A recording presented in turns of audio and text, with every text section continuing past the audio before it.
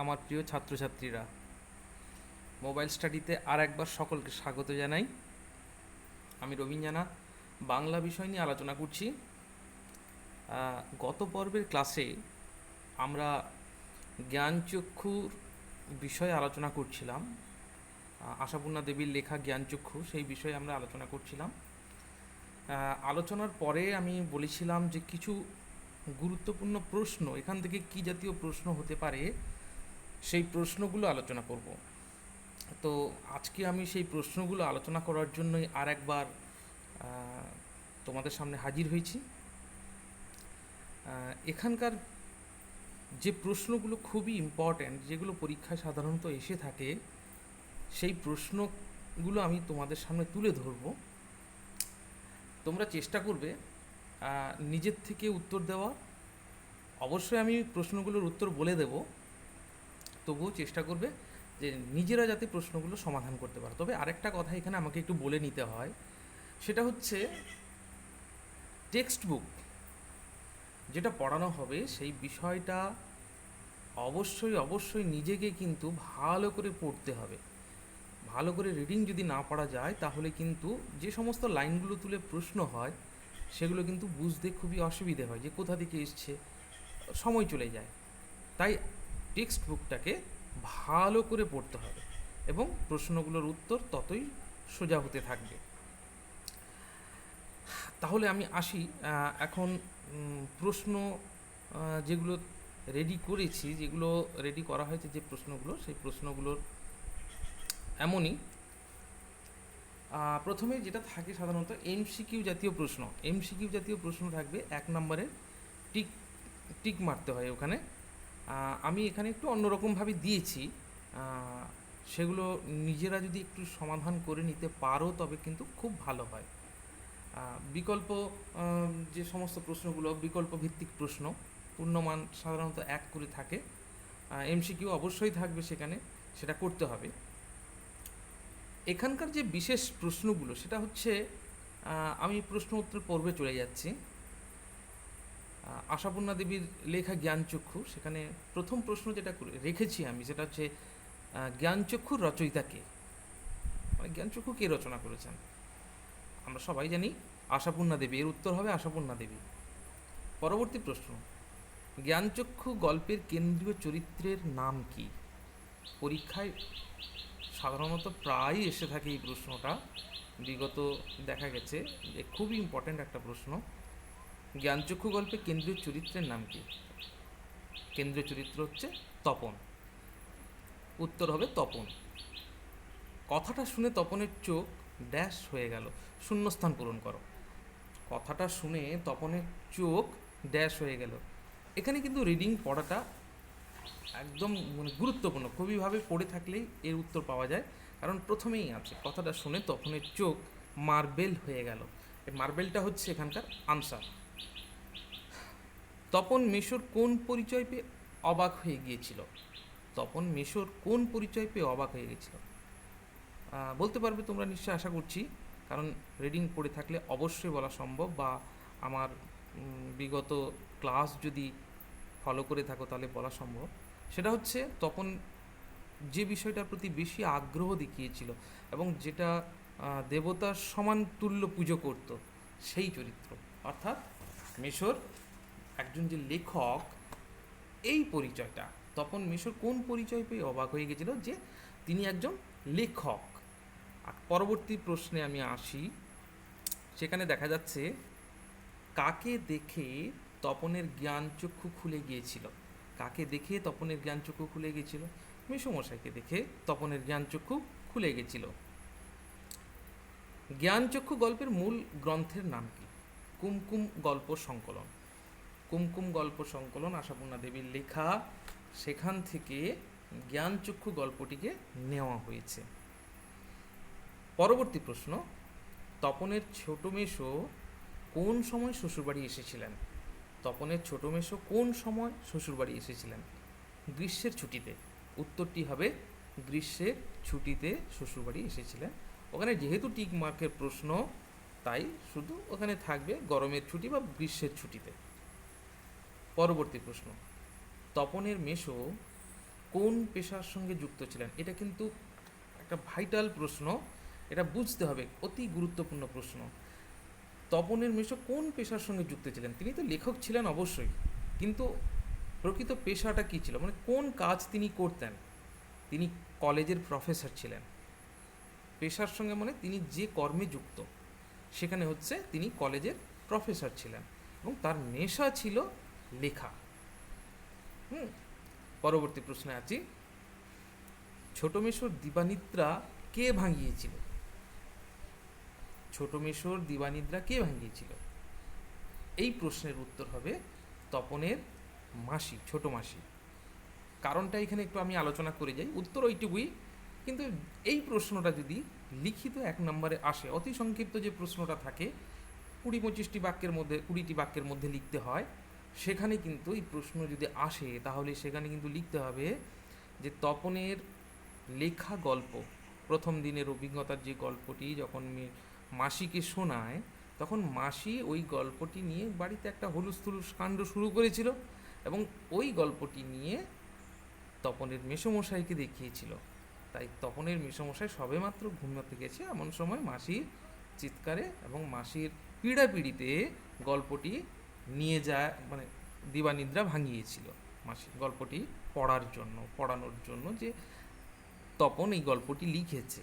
এটা অনেক রকমের প্রশ্ন হতে পারে, 3 নম্বরের প্রশ্ন আসতে পারে, 5 নম্বরেরও প্রশ্ন আসতে পারে, তবে যেমনই আসুক না কেন উত্তরটি ঠিক মতন দিতে হবে।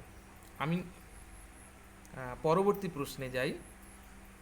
এখানে দেখতে পাবো তপনের কোন লেখা ছোট মেশো ছাপিয়ে দিতে চেয়েছিল। এখানে একটু ডিটিপি করতে একটু মিস্টেক হয়েছে, এটা 6 হবে। হ্যাঁ, এটা 6 হবে, ছাপিয়ে দিতে। হ্যাঁ, ছাপিয়ে দিতে, ঠিক আছে, ওটা ছাপিয়ে দিতে হবে, এটা একটু ঠিক করে নেবে। তপনের কোন লেখা ছোট মেশো ছাপিয়ে দিতে চেয়েছিল? সেটা হচ্ছে তপনের লেখা গল্প। গল্পের নাম ছিল কি? প্রথম দিন। ওটা লেখার দরকার নেই, তপনের লেখা গল্প, এইটুকু উত্তর হবে। পরবর্তী প্রশ্নে আমি যাই, তপন কোন বিষয় নিয়ে গল্প লিখেছিল? তপন কোন বিষয় নিয়ে গল্প লিখেছিল? এটা খুবই ইম্পর্ট্যান্ট একটা প্রশ্ন। এটার উত্তর হবে স্কুল জীবনের প্রথম দিনের অভিজ্ঞতা। ওর স্কুলে যাওয়ার প্রথম দিনের যে অভিজ্ঞতা, ওটাই নিয়েই গল্প লিখেছিল। পরবর্তী প্রশ্নে যাই, তপনের ছোট মাসি তপন থেকে কত বছরের বড় ছিল? পরীক্ষায় আসে প্রশ্নটি। তপনের ছোট মাসি তপনের থেকে কত বছরের বড় ছিল? এর উত্তর হবে বছর আষ্টেক। বছর আষ্টেকের বড় ছিল। পরবর্তী প্রশ্ন, মেশোর উপযুক্ত কাজ হবে সেটা। মেশোর উপযুক্ত কাজ, উক্তিটি কার? প্রশ্ন হচ্ছে কার উক্তি? মেশোর উপযুক্ত কাজ হবে সেটা, এই প্রশ্নের উত্তর কার উক্তি? তপনের ছোট মেশোর উক্তি, ছোট মাসির উক্তি, সরি, তপনের ছোট মাসির উক্তি হচ্ছে মেশোর উপযুক্ত কাজ হবে সেটা, অর্থাৎ এই গল্পটিকে ছাপিয়ে দেওয়া। পরবর্তী প্রশ্নে আসি। এখানে একটা লাইন তুলে প্রশ্ন হয়েছে, এটা রিডিং পড়া থাকলে অবশ্যই উত্তর দেওয়া সম্ভব হবে, না তো ওই ভাবতে ভাবতে সময় চলে যাবে। তাই বলে রাখি, প্রশ্নটি হচ্ছে, তা না হলে হট করে একটা লিখলো আর ছাপা হলো, উক্তিটি কার? কে এই উক্তিটি করেছে? এটা তপনের বাবার উক্তি। তপনের বাবা এই উক্তিটি করেছে। ঠিক তেমনিভাবে পরবর্তী আরেকটা প্রশ্ন আছে, ওটাও সেই লাইন তুলে প্রশ্ন, আমাদের থাকলেও আমরা চেষ্টা করে দেখতাম, বক্তাকে, আমাদের থাকলেও আমরা চেষ্টা করে দেখতাম, অর্থাৎ তপন যেভাবে সুযোগ সুবিধা পেয়েছে, এরকম গল্প ছাপানো হচ্ছে, এই যে ব্যাপারটা, গল্প লিখেছে, এই উক্তিটি কার? এর উত্তর হবে তপনের কাকু।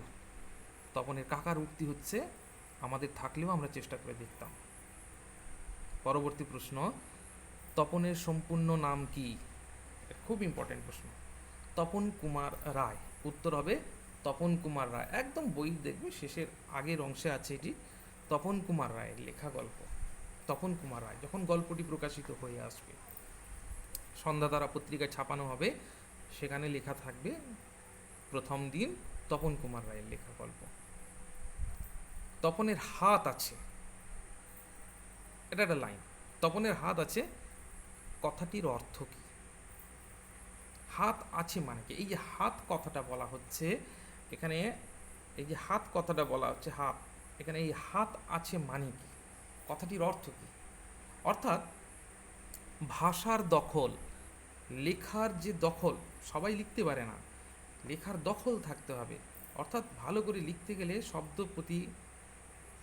শব্দের একটা মাধুর্য থাকতে হবে, অলংকার ব্যবহার করতে হয় লেখার মধ্যে। এখানে তপনের হাত আছে বলতে তার যে লেখার কৌশল, অর্থাৎ ভাষাগত দক্ষতা, এর কথাই এখানে বলা হয়েছে। পরবর্তী প্রশ্নে যদি আসি, তপন কয়টি গল্প লিখেছিল? এটা খুব ইম্পর্টেন্ট প্রশ্ন। তপন কয়টি গল্প লিখেছিল? তপন সর্বমোট 2টি গল্প লিখেছিল। 2টি গল্প লিখেছিল। এই কটি প্রশ্ন আমি এখানে দিয়েছি। প্রশ্ন অসংখ্য প্রশ্ন হতে পারে, কিন্তু যেগুলো মনে হয়েছে খুব ইম্পর্টেন্ট সেই প্রশ্নগুলো আমি এখানে তুলে ধরেছি শর্ট কোশ্চেন, এমসিকিউ হিসেবে। এর মধ্যে আবার লং কোশ্চেনও এসে যেতে পারে, তবে আমি পরপর আলোচনা করছি। এছাড়াও অনেক প্রশ্ন আছে, যেগুলো পরবর্তীকালে নিশ্চয়ই আলোচনা করব। এখন 20 নম্বরের, কম বেশি 20 নম্বরের মধ্যে যে উত্তরটা দিতে হয় সেটা সাধারণত 1 নম্বরের লিখতে হয়, 1 নম্বরের লিখতে হয়। তবে আমি প্রশ্নটি, যেহেতু সময় কম, তাই 3 নম্বর আর 1 নম্বরের প্রশ্ন আমি এখানে মিশিয়ে দিয়েছি। আমি বলে দেবো কীভাবে লিখতে হয় না হয়, সেটা আমি বলে দিচ্ছি। যেমন আমি প্রথম যে প্রশ্নটি দিয়েছি, কথাটা শুনে তপনের চোখ মার্বেল হয়ে গেল। কোন কথাটা শুনে তপনের চোখ মার্বেল হয়ে গেল? একদম প্রথমেই আছে না লাইনটা, বই প্রথমেই, কথাটি শুনে তপনের চোখ মার্বেল হয়ে গেল। কোন কথাটা? কথাটি হচ্ছে, উত্তরটি লিখতে গেলে এইভাবে লিখতে হবে। 1 নম্বরের প্রশ্ন হলে সেখানে লিখব, কথাটি হলো যে তপনের ছোট মেসোমশাই একজন লেখক। এই কথাটা শুনে তপনের চোখ মার্বেল হয়ে গেছে। কিন্তু 3 নম্বরে লিখতে গেলে সেখানে কিন্তু লিখতে হবে, আশাপূর্ণা দেবীর লেখা জ্ঞানচক্ষু গল্পের মূল চরিত্র তপন। লেখকের প্রতি যে ধারণা ছিল যে ওরা অন্য গ্রহের মানুষ, দেবতা জ্ঞানে পূজা করত, সেই মানুষ তার ছোট মাসির স্বামী। এই কথাটা যখন জানতে পারলো যে একদম তার নিজের কেউ, অর্থাৎ তার ছোট মেসোমশাই একজন লেখক, এই কথাটি জানতে পেরে যে লেখকের এত সংস্পর্শে, এত কাছাকাছি আমি থাকতে পারবো, আমি এত কাছ থেকে লেখককে দেখতে পারবো, এই কথাটা জানতে গিয়েই তপনের চোখ মার্বেল হয়ে গেছিল, অর্থাৎ অবাক হয়ে গেছিল। এটাই হচ্ছে উত্তর। তবে একটা কথা বলে রাখি, বাংলা বিষয়ে লিখতে গেলে অনেকে অনেক রকম বলে থাকে যে অনেক লিখতে হয়, অনেক না লিখলে নাম্বার পাওয়া যায় না। এটা সম্পূর্ণ ভুল ধারণা। কারণ টু দ্য পয়েন্ট উত্তর দিতে হবে। বইতে যেমনটি আছে ঠিক তেমনটি নিজের ভাষায় উত্তর দেবে, তবেই কিন্তু ভালো নাম্বার পাওয়া যায়। নিজের ভাষায় উত্তর দিলেই তবে ভালো নাম্বার পাওয়া যায়। গতানুগতিক বই পড়ে বা ই করে ওতে কিন্তু ভালো নাম্বার সাধারণত আশা করা যায় না। নিজের যদি উত্তর দেওয়া যায়, নিজের কথা মতন, নিজে সুন্দর করে একদম পাই টু পাই যা আছে সেরকম যদি উত্তর দেওয়া যায়, তবেই কিন্তু নাম্বার ভালো পাওয়া যায়। যাই হোক, আমি পরবর্তী প্রশ্নে আসি। তাই জানতো না, সে কি জানতো না? এটা একটা খুব ইম্পর্ট্যান্ট একটা প্রশ্ন। তাই জানতো না, সে কি জানতো না, এটা হচ্ছে প্রশ্ন।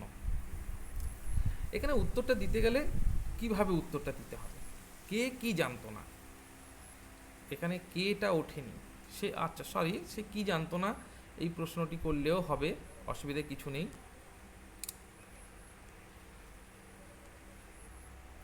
তাই জানতো না, সে কি জানতো না, প্রশ্নের উত্তরটি হচ্ছে এটাই।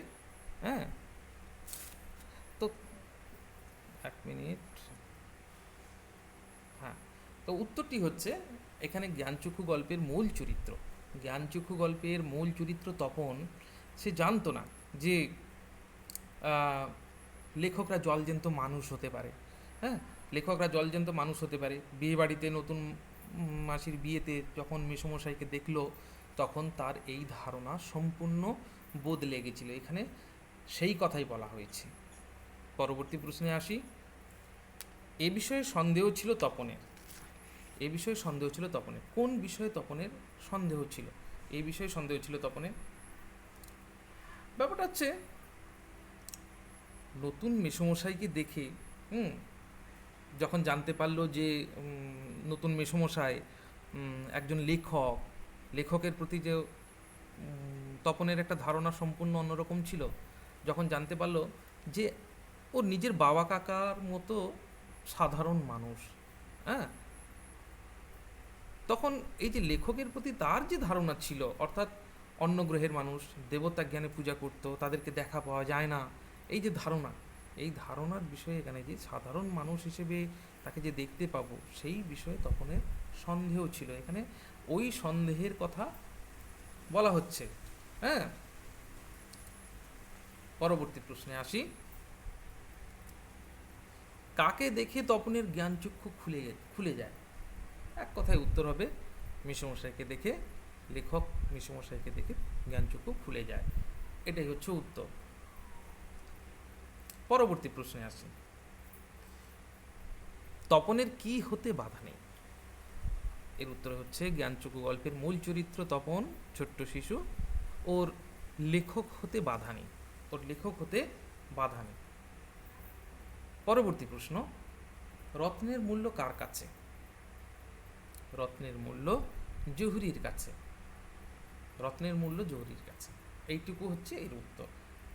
এটা লং কোশ্চেন আছে, অবশ্যই আমি দিয়েছি, সেটা সেখানে আলোচনা করব, তবু এখানে বলে রাখি, এখানে রত্নটি হচ্ছে তপনের লেখা গল্প, আর জহুরি হচ্ছে ওর মেসমশাই, এইটুকু বলে রাখি। 1 নম্বরের উত্তরে। 3 নম্বরের প্রশ্নের উত্তরেও এটা একটু বাড়াতে হবে। জ্ঞানচক্ষু গল্পের মূল চরিত্র তপন যখন মেসমশাইকে তার গল্পটি দেখানোর জন্য মাসি নিয়ে যায় গল্পটিকে, তখন তপনের মধ্যে এই প্রবাদটি জন্মলাভ করে যে রত্নের মূল্য জহুরির কাছে। কারণ একজন লেখক আর একজন লেখকের কদর করতে জানে। তাই এই যে লেখাটা, যেটা প্রথম দিনের যে অভিজ্ঞতা, স্কুল জীবনের প্রথম দিনের যে অভিজ্ঞতাটা, এই যে গল্পটি লিখেছে তিনতলার ছাদে বসে হোম টাস্কের খাতায় সারা দুপুরবেলা জুড়ে, এবং সেই যে আনন্দ, তখনই মনে মনে এই যে একটা লেখক সত্তা জেগে উঠেছিল তার মনের মধ্যে, এখানে সেই কথাই বলা হচ্ছে। এখানে লেখক মানে তপন নিজেই মনে করছে যে আমার যেই কদর, আমার যে লেখার যে কদর, একমাত্র আরেকজন লেখকই করতে পারে। যেমন একটা রত্ন, তাকে যদি রত্ন আচ্ছা মানে গহনা যারা তৈরি করে, গহনাকার, তারা যেমন একটু রত্নটিকে আসল কি নকল চিনতে পারে, ঠিক তেমনিভাবে একজন লেখক আর একজন লেখকের যে মানে লেখার যে শৈলী, সেটা সে জানতে পারে। এখানে তার কথাই বলা হয়েছে যে রত্নের মূল্য জহুরির কাছে। সেটা রত্নের মূল্য কার কাছে, এটা শর্ট কোশ্চেন আছে 3 নম্বর বা 5 নম্বরের প্রশ্নেও এই প্রশ্নটি আছে। পরবর্তী প্রশ্নে যাই। কারেকশন শব্দটির বাংলা অর্থ কি? কারেকশন এই শব্দটির বাংলা অর্থ কি? বাংলা অর্থ হচ্ছে সংশোধন, সংশোধন করে দেওয়া, এটা হচ্ছে কারেকশন। কারেকশন কথার বাংলা অর্থ হচ্ছে সংশোধন। পরবর্তী প্রশ্ন, মেশোর উপযুক্ত কাজ হবে সেটা। একটা লাইন তুলে প্রশ্ন হয়েছে, মেশোর উপযুক্ত কাজ হবে সেটা। আমি বারবার একটা কথা বলছি, সমস্ত পাঠক পাঠিকাদের বলছি, রিডিং ভালো করে পড়তে হবে। বই টেক্সট বুককে যতই মুখস্থ করবে ততই কিন্তু সুন্দরভাবে উত্তর দেওয়া সম্ভব হবে। মেশোর উপযুক্ত কাজ হবে সেটা, এই উক্তিটি করেছে তপনের ছোট মাসি। তপনের ছোট মাসির উক্তি এটি, হ্যাঁ, যে গল্পটিকে ছাপিয়ে দিতে হবে, হ্যাঁ, তবেই ওর লেখক মেশোর উপযুক্ত কাজ হবে সেটা। পরবর্তী প্রশ্ন, গল্প লেখার পর তপনের কি মনে হয়েছিল? গল্প লেখার পর, অর্থাৎ তিনতলার ছাদে বসে দুপুরবেলা সবার অগোচরে, সবাই যখন ঘুমোচ্ছে, দিবানিদ্রা দিচ্ছে, তখন সে সবার অগোচরে হোম টাস্কের খাতার পেন নিয়ে গিয়ে যে গল্পটা লিখেছিল, সেই গল্পটা লেখার শেষে তপনের কি মনে হয়েছিল? যে সেও লেখক হতে পারে, সেও লেখক হয়ে গেছে, সে সাহিত্যিক, সেও গল্প লিখতে পারে, গল্পকার, এটাই তার মনে হয়েছিল। যাই হোক, আমি পরবর্তী প্রশ্নে আসি। এটা 1 নম্বর বা 3 নম্বরের প্রশ্ন সাধারণত আলোচনা করছি, হয়ে থাকে। এটা খুব ভালো। বক্তার এই কথা বলার কারণ কি ছিল, এটা খুব ভালো। এই একটা লাইন, এটা কিন্তু বুঝে ওঠা খুবই কঠিন যে কে বলেছে, কোথা থেকে এসছে। বক্তা বলতে এখানে মেসোমশাইকে বলা হয়েছে, মেসোমশাই বলেছে, যেটা খুব ভালো। কারণটা কি, কি ভালোর কথা এখানে বলা হয়েছে? এখানে ভালো হচ্ছে যে তপনের যে মূল চরিত্র, এই গল্পের যে মূল চরিত্র, একটা ছোট্ট শিশু মনের কথা বলা হয়েছে। তার মনের মধ্যে এই যে গল্প পড়ার প্রতি বা গল্প লেখার প্রতি যে তার আকর্ষণ, ভালোবাসা, এটাই হচ্ছে সব থেকে বড় কথা। কারণ ওর বয়সে শিশু মনের অধিকারী যে সমস্ত শিশুরা, তারা সাধারণত এই বয়সে ঠাকুরমার ঝুলির গল্প পড়তে ভালোবাসে বা লিখতে ভালোবাসে, বা কোনো কার্টুনের গল্প লিখতে ভালোবাসে, বা কোনো মারপিট, রক্তক্ষয়ী সংগ্রাম, এটা লিখতে ভালোবাসে। কিন্তু এখানে যে মূল চরিত্র তপন, যাকে আশাপূর্ণা দেবী সৃষ্টি করেছেন যে চরিত্রটিকে, তার মধ্যে একটা অন্যরকম ভাব দেখা যাচ্ছে। সেটা হচ্ছে কি না, শিশু মনের অধিকারী হয়ে তার এই যে নতুন রূপে গল্প লেখা, এবং যে গল্পটি লিখেছে সেটা হচ্ছে প্রথম দিন, অর্থাৎ স্কুল জীবনের প্রথম দিনের সেই গল্প, যে কি অভিজ্ঞতা অর্জন হয়েছিল, এটা কিন্তু সচরাচর কোনো ওর বয়সী ছেলেরা লেখে না। এখানে সেই ভালোর কথা বলা হয়েছে, যে এত সুন্দর লেখা, এটা খুব ভালো হয়েছে, সেই কথাই বলা হয়েছে। পরবর্তী প্রশ্নে আসি। যেন নেশাই পেয়েছে, এখানে কোন নেশার কথা বলা হয়েছে? গল্প লেখার নেশা। হ্যাঁ, এই যে গল্প পড়ে বা যখন লেখকদের প্রতি যে ধারণা, বা ছোটো মেশোকে দেখে যখন জানতে পারলো যে ছোটো মেশো তো আর সাধারণ 5টা মানুষের মতন, আমার বাবা কাকার মতন সমান, উনি যদি লেখক হতে পারেন, তারা আমার লেখক হতে অসুবিধে কোথায়? এই যে গল্প লেখার যে নেশা, পড়ার যে নেশা, সেই নেশার কথা, এখানে গল্প লেখার নেশার কথা বলা হয়েছে।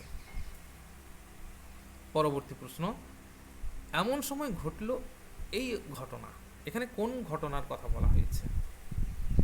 এখানে সেই ঘটনা, অর্থাৎ তপন এতদিন পর্যন্ত যে আশায় ভরসায় বুক বেঁধে ঘরে বসেছিল, অর্থাৎ তার লেখা গল্প মেশো নিয়ে গেছে, সেই গল্পটি যে ছাপিয়ে আসবে, হ্যাঁ, সবাই তাকে লেখক হয়ে গেছে বলে মনে করছে, বাড়ির লোক সবাই ঠাট্টা তামাশা করছে যে তপন আমাদের বড় লেখক হয়ে গেছে। এখানে সেই গল্পটি যেদিনকে ছাপা হয়ে সন্ধ্যাতারা পত্রিকায় ছাপা হয়ে মাসি মেশো নিয়ে ওর বাড়িতে আসছে, সেই ঘটনার কথা এখানে বলা হয়েছে। পৃথিবীতে এমন অনেক অলৌকিক ঘটনা ঘটে। পরবর্তী প্রশ্ন, লাইন তুলে প্রশ্ন। পৃথিবীতে এমন অনেক অলৌকিক ঘটনা ঘটে, এখানে কোন ঘটনাকে অলৌকিক বলা হয়েছে? এখানে ঘটনাটা হচ্ছে যে ওর লেখা গল্পটি যে ছাপা হয়ে আসছে, এটাই তপন বিশ্বাস করে উঠতে পারছিল না, যেন এটাই তার কাছে একটা অলৌকিক ঘটনা বলে মনে হচ্ছিল। এখানে সেই ঘটনার কথা বলা হয়েছে।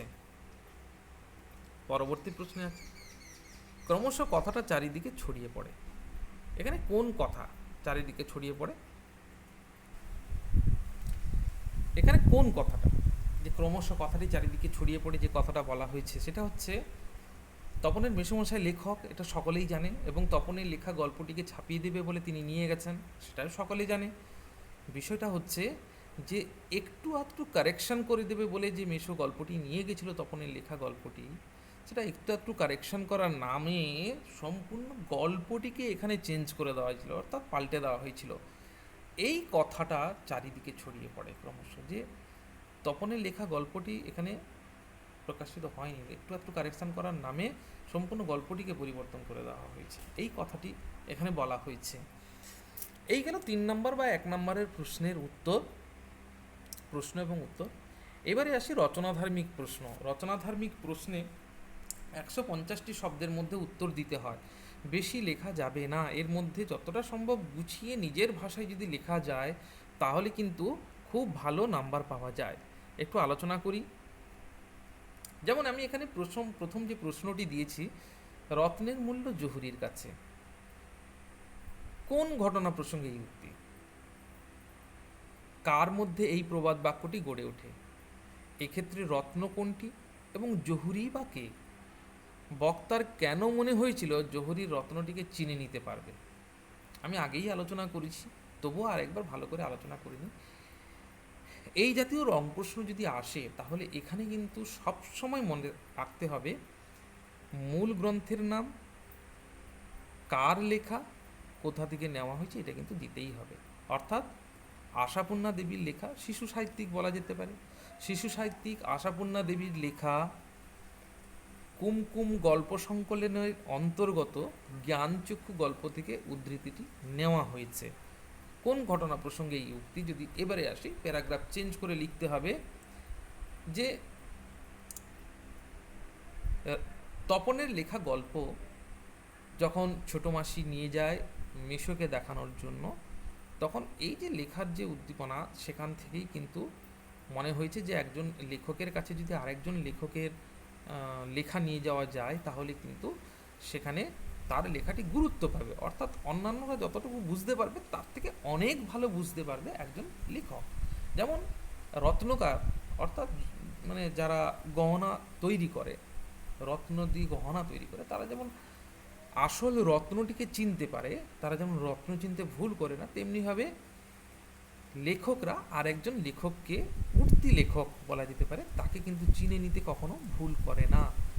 কার মধ্যে এই প্রবাদ বাক্যটি গড়ে ওঠে? এখানে এই গল্পের মূল চরিত্র, কেন্দ্রীয় চরিত্র শিশু ছোট্ট তপনের মনে এই প্রবাদ বাক্যটি গড়ে ওঠে। এক্ষেত্রে রত্ন কোনটি এবং জহুরি বাকে? এক্ষেত্রে রত্ন হচ্ছে, আগেও আলোচনা করেছি, আবারও বলে দিচ্ছি, রত্ন হচ্ছে তপনের লেখা গল্পটি, আর জহুরি হচ্ছে লেখক মেসমশাই, অর্থাৎ তপনের ছোট মেসমশাই। বক্তার কেন মনে হয়েছিল জহুরি রত্নটিকে চিনে নিতে পারবে?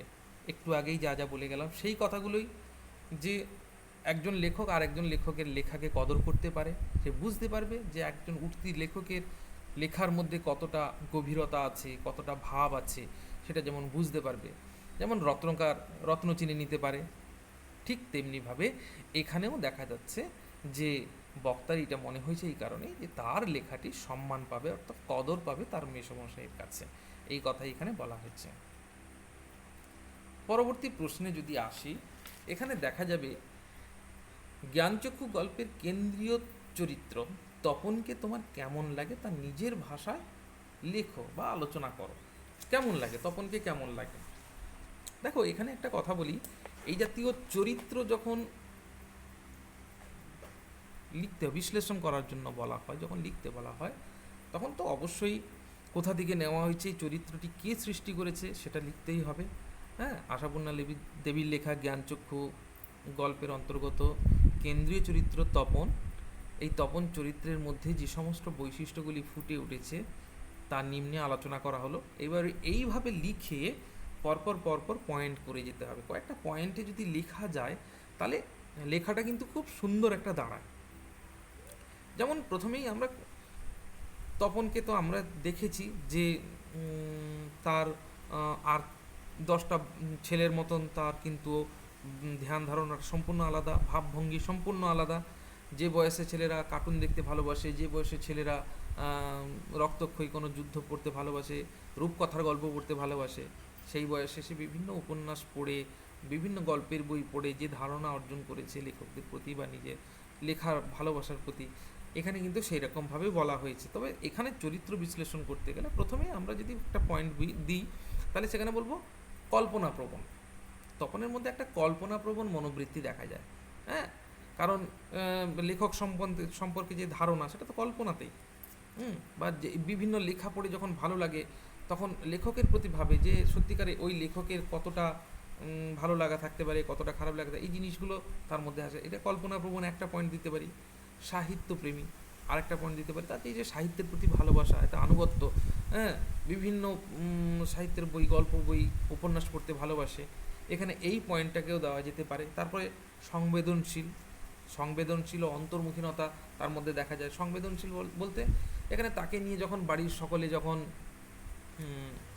ঠাট্টা তামাশা করছে, লেখক হয়ে গেছে, গল্পকার হয়ে গেছে, হ্যাঁ, লেখা বেরোবে, এসব বলছে, তখন কিন্তু তার মধ্যে কোনোরূপ মানে বহিঃপ্রকাশ ছিল না। অর্থাৎ সে সব কিছু যেন চুপচাপভাবে সহ্য করে নিয়েছে।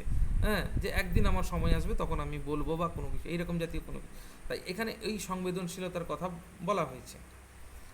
আরেকটা হচ্ছে, আরেকটা পয়েন্ট আমরা দিতে পারি, আত্মমর্যাদাবোধ। হ্যাঁ, শিশুটির মধ্যে একটা আত্মমর্যাদাবোধ ছিল, কারণ কারণ আমরা দেখেছি গল্পের শেষে একদম সেখানে দেখতে পাই, যখন তপনের লেখা গল্পটি সন্ধ্যাতারা পত্রিকায় প্রকাশিত হয়ে আসছে, সেখানে কিন্তু ওর মেসোমশাই একটু আধটু কারেকশন করে দেওয়ার নাম করে সম্পূর্ণ গল্পটিকে যখন পরিবর্তন করে দেওয়া হয়, এবং সেই অপরের লেখা গল্পটি যখন ও পড়তে যায় তখন কিন্তু ওর বুক ফেটে যায় কান্নায়, কান্নায় বুক ফেটে যেতে থাকে। হ্যাঁ, এবং সেখানে সে শপথ গ্রহণ করেছিল যে যদি কখনো আমাকে গল্প নিজে লিখে ছাপাতে হয় তাহলে আমি নিজে গিয়ে প্রকাশনীর সঙ্গে দেখা করব, বা সেই পত্রিকার সম্পাদকের সঙ্গে দেখা করে আমি নিজে দিয়ে আসবো, সেটা ছাপা হয় হোক, না হয় না হোক। এরকম একটা আত্মমর্যাদা বোধ কিন্তু তার মধ্যে জন্ম নিয়েছিল। এই জাতীয় পয়েন্টগুলোকে যদি তুলে ধরা যায় তাহলে আমরা কিন্তু বিচার বিশ্লেষণ করে দেখতে পারি যে আশাপূর্ণা দেবীর সৃষ্ট চরিত্র তপন জ্ঞানচক্ষু গল্পের কেন্দ্রীয় চরিত্র হয়ে ওঠার পক্ষে উপযুক্ত, এই বিষয়ে কোনো সন্দেহ নেই। এটা একটা আলোচনা করা যেতে পারে তপনের চরিত্র হিসেবে।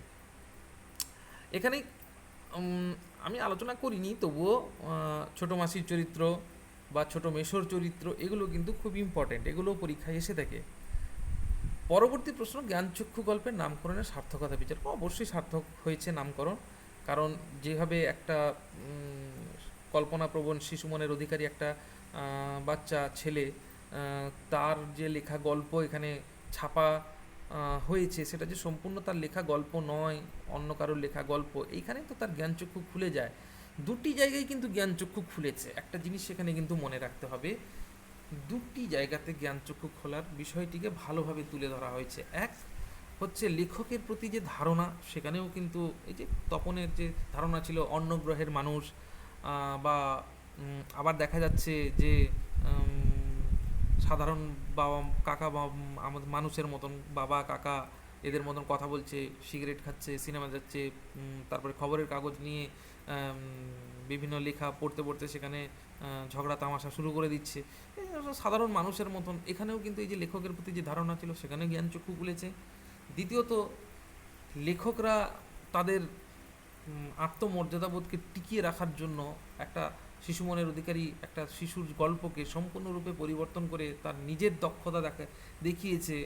সেখানেও কিন্তু এই শিশু মনের অধিকারী অর্থাৎ তপনের জ্ঞানচক্ষু খুলে গেছে, কারণ যদি কখনো তার নিজের লেখা ছাপাতে হয় তাহলে সে নিজে গিয়ে ছাপাবে। আমরা বারবার দেখেছি এই কথাটাকে পড়তে গিয়ে সেখানে দেখতে পেয়েছি। এখানে কিন্তু জ্ঞানচক্ষু নামকরণের সার্থকতা মানে সফল হয়েছে বলা যেতে পারে। হ্যাঁ, এইভাবে লিখতে হবে এই প্রশ্নটিকে। পরবর্তী প্রশ্ন, নতুন মেশোকে দেখে জ্ঞানচক্ষু খুলে গেল তপনের। জ্ঞানচক্ষু বলতে কী বোঝো? আমি আলোচনা করেছিলাম, আমাদের অন্তর্দৃষ্টিকে বলা হয়েছে, মানুষের অন্তর্দৃষ্টি, যার সাহায্যে মানুষ তার নিজের সত্যতাকে যাচাই করতে পারে, এখানে তার কথা বলা হয়েছে। সম্পূর্ণ গল্পটিকে এখানে লিখতে হবে নিজের ভাষাতে, কীভাবে জ্ঞানচক্ষু খুলেছিল, যেটা একটু আগে আমি নামকরণের সার্থকতা বিচার করতে গিয়ে আলোচনা করেছি, সেই একই কথা এখানে লিখতে হবে। তপনের জ্ঞানচক্ষু কীভাবে খুলে গেছিল, হ্যাঁ, জ্ঞানচক্ষু বলতে কী বোঝো, এখানে কিন্তু এই একই সঙ্গে প্রশ্নটা আছে। হ্যাঁ, এটা আলাদাভাবে প্রশ্ন নয়। এই যে জ্ঞানচক্ষু বলতে কী বোঝো, তপনের জ্ঞানচক্ষু কীভাবে খুলে গিয়েছিল, একটাই প্রশ্ন, এটা একটাই প্রশ্ন, একটু প্রিন্টিংয়ে ডিস্টার্ব হয়েছে, যাই হোক এটা একটু ঠিক করে নিতে হবে। তবে এই ছিল আজকের আলোচ্য প্রশ্ন। আবার যেমন প্রশ্ন হতে পারে, জ্ঞানচক্ষু গল্পে নতুন মেশোর চরিত্র আমি তো বলেই দিয়েছি, সেই তিনি নাকি বই লেখে, কোথা থেকে নেওয়া হচ্ছে, মূল গ্রন্থের নাম কি, কেই বা বই লেখেন, তার জীবনযাপনের ধরনটি নিজের ভাষায় লেখো। এখানে নিশ্চয়ই আমরা ভালোভাবে বুঝতে পারছি যে তপনের মুখ দিয়ে এই উক্তিটি করানো হয়েছে। সেটা হচ্ছে আশাপূর্ণা দেবী এখানে যে সৃষ্ট চরিত্র তপন, সেই বলছে সেই তিনি নাকি বই লেখেন। অর্থাৎ কোথা থেকে নেওয়া হয়েছে, আমরা বলবো আশাপূর্ণা দেবীর লেখা জ্ঞানচক্ষু গল্প থেকে উদ্ধৃতিটি নেওয়া হয়েছে। এখানে অবশ্যই যদি মূল গ্রন্থের নাম দিয়ে দেওয়া যায়, কুমকুম গল্প সংকলন, আরও ভালো হয়। মূল গ্রন্থের নাম দেওয়া আছে কুমকুম গল্প সংকলন। কেই বা বই লেখেন, এখানে কেই বা বই লেখেন বলতে এখানে তপনের ছোট মেশো মশাই বই লেখেন। এখানে তার কথা বলা আছে, তার জীবনযাপনের ধরনটি নিজের ভাষায় আলোচনা করো। কারণ এখানে লিখতে গেলে, এই প্রশ্নের উত্তর দিতে গেলে এখানে তপনকে নিয়ে ভাবতে হবে, তপন কীভাবে ভেবেছে। কারণ লেখক সম্পর্কে তার যে ধারণা ছিল যে অন্য গ্রহের মানুষ, তারা দেবতা জ্ঞানে পূজা করত, তারা আর 10টা মানুষের মতন নয়, এই যে ধারণাগুলো তার মধ্যে ছিল, সেই ধারণাটা ছোটো মেশোকে দেখতে পেয়ে তার সম্পূর্ণ সেই ধারণাটা বদলে যায় এবং জানতে পারে যে বাবা কাকার মতন সাধারণ মানুষ, যে সিগারেট খায়, যে নিচে মাটিতে বসে সবার সঙ্গে খাদ্য গ্রহণ করে, খবরের কাগজ নিয়ে ঝগড়া করে, সেলুনে গিয়ে দাড়ি কামায়, সিনেমা দেখতে যায়, সমস্ত সাধারণ মানুষের মতন এই জীবনযাপনের ধরনটি এখানে বলা হয়েছে। কিন্তু এখানে আরেকটা কথা একটু বলে নিতে হবে, যে মেসোমশাইয়ের এই চরিত্রগুলোর মধ্যেও আরও কিছু কিছু জিনিস ঢুকে গেছে। যে জ্ঞানচক্ষু গল্পে মেসোর চরিত্রটি বিশ্লেষণ করতে বলেছিলাম না, এখানে কিন্তু বিশ্লেষণ করতে গেলে বলতে হবে তার চরিত্র, এখানে ওপরের প্রশ্নটিতে একদম তার জীবনযাপনের ধরনটি আলোচনা, তিনি খুব মিশুকে। অর্থাৎ একটা পয়েন্ট আমরা করতে পারি মিশুকে, কারণ সবার সঙ্গে একজন এত বড় প্রফেসর হয়েও, লেখক হয়েও সবার সঙ্গে মেলামেশা করতে পারে। পরবর্তী পয়েন্ট দিতে পারি সহানুভূতিশীল, অর্থাৎ একটা শিশু মনের অধিকারী একটা যে গল্প লিখেছে, সেই গল্পটিকে সবাই যখন ঠাট্টা তামাশা করছে, তখন কিন্তু তিনি সেখানে থামিয়ে দিয়ে ওই শিশুর প্রতি, তার লেখার প্রতি সহানুভূতি দেখিয়েছে, যে সত্যিকার এই বয়সে বাচ্চারা কী সমস্ত গল্প লেখে, কিন্তু এ সম্পূর্ণ অন্যরকম গল্প লিখেছে, এর হাত আছে, লিখতে পারবে, অর্থাৎ ভাষার প্রতি দক্ষতা আছে, এটা একটা পয়েন্ট। আবার একটা দেখা যাচ্ছে কি, পুরো বিপরীত দিকে নিজের প্রতিপত্তি জাহির করা, অর্থাৎ আমি যে একজন লেখক, আমাকে সবাই একটা অন্যরকম সম্মান করে, এই জিনিসটার মধ্যে তার মধ্যে দেখা গেছে। কারণ সন্ধ্যাতারা পত্রিকায় গল্পটিকে প্রকাশ করবে বলে নিয়ে গেলে, আমি যদি সন্ধ্যাতারা পত্রিকার সম্পাদকের কাছে গিয়ে দাঁড়িয়ে পড়ি, তাহলে সে নিশ্চয়ই গল্পটি ছাপিয়ে দেবে। এই যে একটা আভিজাত্য বোধ নিজের মনের মধ্যে, মানে গরিমা যাকে বলে আর কি, হ্যাঁ, ওইটা কিন্তু প্রকাশ পেয়েছে। আবার যখন গল্পটি ছাপিয়ে নিয়ে আসে, সেখানে সম্পূর্ণ নিজে লিখে ছাপিয়ে দিয়েছে, এখানে সে কথাটাও বলা যেতে পারে, বলা হয় উপযুক্ত বলাটা, এটাও দেখা যেতে পারে।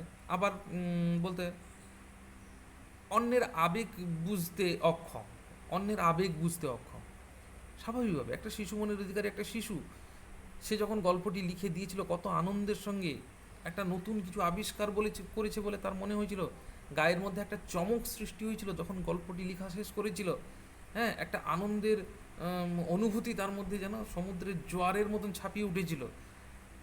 হ্যাঁ, সেই গল্পটিকে নিয়ে 3তলা থেকে ছুটে এসে যখন মাসিকে দেখিয়েছিল, মাসি তখন নিয়ে গেছিল, কিন্তু এই যে একটু আধটু কারেকশন করার নাম করে সম্পূর্ণ গল্পটিকে পরিবর্তন করে দিয়েছিল। কিন্তু তিনি কখনো এইটুকু ভাবেননি যে ওই সামান্য শিশুটির মনে কত বড় আঘাত হানতে পারে, সেই বিষয়টি কিন্তু তিনি চিন্তা ভাবনা করেও দেখেনি। তাহলে এমন একটা চরিত্র এখানে সৃষ্টি করেছেন আশাপূর্ণা দেবী, যে তার মধ্যে সমস্ত দিকটা একটা মানে মিশ্রণ আছে। হ্যাঁ, সহানুভূতিশীল দেখানো হচ্ছে, আবেগ অনুভূতি আছে দেখানো হচ্ছে, হ্যাঁ, মিশুকে দেখানো হচ্ছে, আবার দেখানো হচ্ছে প্রতিপত্তি জাহির করছে, আবার দেখানো হচ্ছে অন্যের আবেগ বুঝতে অক্ষম। তাহলে সমগ্র দিক থেকে এই মেসোর চরিত্রটা খুব আকৃষ্টজনক একটা চরিত্র হয়ে উঠেছে। হ্যাঁ, এটাও কিন্তু এখানকার আলোচ্য বিষয়। তো যাই হোক, একটা কথা বলি, পরবর্তী প্রশ্ন যদি আসি, তাহলে এখানে দেখব তপন তপন তপনকে যেন আর কখনো শুনতে না হয়। এটা কার লেখা? আশাপূর্ণা দেবীর লেখা। কোত্থেকে নেওয়া হয়েছে বলতে গেলে বলবো যে এটা জ্ঞানচক্ষু গুমকুম, মূল গ্রন্থ হচ্ছে কুমকুম গল্প সংকলন, সেখান থেকে জ্ঞানচক্ষু একটি গল্প আছে, সেই গল্প থেকে এটি উদ্ধৃতি রাইটে।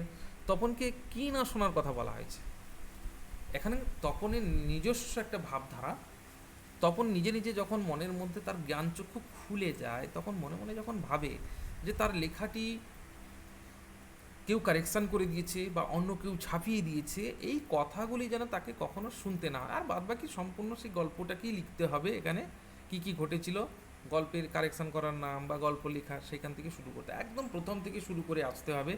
যে 3তলার ছাদে বসে একটা গল্প লিখেছিল, সেখান থেকে শুরু করে ক্রমশ কী ঘটেছিল সেই কথাগুলিকে পর পর পর পর যা উপরে প্রশ্নগুলো আলোচনা করছে সেইখান থেকে লিখে যেতে হবে। এখানে এই কথা বলা হয়েছে যে তপনকে যেন আর কখনো শুনতে না হয়, কেউ ওকে সাহায্য করেছে ওর লেখা গল্পটিকে ছাপিয়ে দেওয়ার জন্য, এখানে এই কথাটি বলা হয়েছে। পরবর্তী প্রশ্ন যদি আছি, পৃথিবীতে এমন অলৌকিক ঘটনা ঘটে? কোন ঘটনাকে অলৌকিক বলা হয়েছে? এই যে গল্প লেখার ব্যাপারটা, এখানে এই কথাটিকে বলা হয়েছে অলৌকিক ঘটনা। যে গল্পটি ছাপা হয়ে আসছে সন্ধ্যাতারা পত্রিকায়, এটা তার কাছে একটা রোমাঞ্চকর মনে হয়েছে, এটা অলৌকিক ঘটনা বলে মনে হয়েছে। হ্যাঁ, এইটাকে সম্পূর্ণরূপে সেই গল্পের কথাই এখানে কিন্তু আবার লিখতে হবে। তখন আর পড়তে পারে না, বোবার মতো বসে থাকে। এটা খুব একটা খুবই ইন্টারেস্টিং এবং প্যাথেটিক প্রশ্ন। কারণ এটা শিশু মনের দিক থেকে যদি ভাবা যায় তাহলে দেখতে হবে তপনের এই রকম অবস্থার কারণ বর্ণনা করে। তবে সম্পূর্ণ গল্পটিকে সেভাবে মেসমশাই একজন লেখক সে গল্পটিকে ছাপিয়ে দেবে বলেছিল। তো প্রথম দিন যে গল্পের নাম দিয়েছিল তপন, তিনতলার ছাদে বসে যে গল্পটি লিখেছিল সেই গল্পটিকে সন্ধ্যাতারা পত্রিকা ছাপিয়ে দেবে বলে মিশু নিয়ে চলে যায়। কিছুদিন পরে তপন বাড়ি ফিরে আসে, সেখানে ভাবতে থাকে, সবাই তাকে ঠাট্টা তামাশা করতে থাকে, লেখক হয়ে গেছে, গল্পকার হয়ে গেছে, বিভিন্ন কথা। এবং তারপরে দেখা যাবে যে একদিন সন্ধ্যাবেলা যখন তপনের মেসমশাই সন্ধ্যাতারা পত্রিকাকে নিয়ে যখন বাড়ির মধ্যে প্রবেশ করছে, হ্যাঁ, সেই গল্পটি যখন ওর মা তাকে পড়তে বলে যে তখন তোর লেখা গল্প ছাপা হয়েছে, তুই পড়, তখন যে আহ্লাদ, যে আনন্দ ছিল তপনের মনের মধ্যে, সেইটা যেন ক্রমশ ফিকে হয়ে যায়। অর্থাৎ তপন তার লেখা পড়তে বসে সে যেন ভাবে যে এটা তো আমার লেখা নয়, এটা অন্য কারোর লেখা সে পড়ছে। হুম, তখন নিজের অজান্তে কখন যেন সে গল্প পড়াটা থেমে যায়। তো মা আবার পিঠে হাতে যখন কি থামলি কেন পড়, তখন যখন আবার পড়তে শুরু করে তখন তার বুক ভারী হয়ে আসে, ফেটে আসে, কান্নার চেপে রাখতে পারে না, কোনো রকম তাড়াতাড়ি পড়েছে তিনতলার ছাদে গিয়ে বসে কাঁদতে থাকে। তখন আর পড়তে পারে না বলতে এই বোবা হয়ে যাওয়া, অর্থাৎ সে চুপ হয়ে যায়। তার নিজের লেখা গল্প নয়, অন্য কারোর লেখা গল্প তাকে পড়তে হচ্ছে, এই কথাটি যখন তার মনের মধ্যে ভাবছে সে, তখন তার মুখ থেকে আর কান্নার শব্দে তার আর কথা বেরোয়নি। এখানে ওইটার কথা বলা হয়েছে। তবে যাই হোক, এগুলো ছিল এখানকার মোটামুটি একটা ইম্পর্টেন্ট প্রশ্ন আমার চিন্তাভাবনার দিক থেকে আমি তুলে ধরেছি। পরবর্তীকালে এখান থেকে যদি আর কোনো প্রশ্ন তোমাদের জিজ্ঞাস্য থাকে তাহলে অবশ্যই কমেন্ট বক্সে প্রশ্নটি লিখে পাঠাবে, আমি সমাধান করে দেওয়ার চেষ্টা করব। এবং অবশ্যই অবশ্যই আমাদের এই ক্ষুদ্র প্রয়াসটিকে সবার মধ্যে ছড়িয়ে দেওয়ার চিন্তাভাবনাটা যেন প্রত্যেকটা ছাত্রছাত্রীর মধ্যে গড়ে ওঠে, এইটুকুই কামনা করব। পরবর্তী ক্লাসে আমি পরবর্তী কবিতা আছে, সেই কবিতা আলোচনা করব। সবাই ভালো থাকো, সুস্থ থাকো, এই বলে শেষ করছি।